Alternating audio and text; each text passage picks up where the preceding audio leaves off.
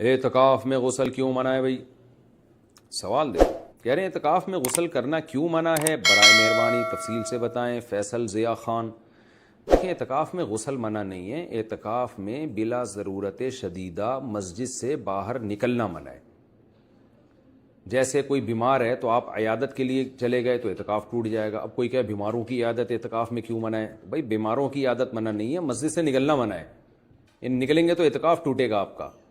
تو اسی طرح کوئی بھی کام جو شرعی عذر کے بغیر، جس کا کوئی شرعی عذر نہیں ہے اور آپ باہر جا رہے ہیں، تو جب غسل فرض ہو جاتا ہے تو یہ ایک شرعی عذر ہے، اس کے لیے تو مسجد سے نکلنا پڑے گا۔ جو فرض غسل نہیں ہے تو اس میں پھر جمعے کے غسل کے بعض علماء گنجائش دیتے ہیں، لیکن بہرحال فتویٰ تو جمہور کے قول پہ ہی دیا جاتا ہے، تو اس میں کوئی اگر اس قول سے فائدہ اٹھانا چاہے تو ایک الگ بات ہے۔ لیکن نارملی اعتکاف میں اگر آپ غسل کریں تو یا تو مسجد کے اندر ہی کوئی ایسا انتظام کریں، ٹب وغیرہ رکھے جس میں مسجد بھی خراب نہ ہو، اور اگر پسینہ ہے، گرمی زیادہ ہے تو اسی کے اندر آپ اپنے جسم کی صفائی بھی کر لیں۔ نارملی شرعی عذر کے بغیر آپ مسجد سے باہر نہیں جا سکتے، جائیں گے تو اعتکاف ٹوٹ جائے گا۔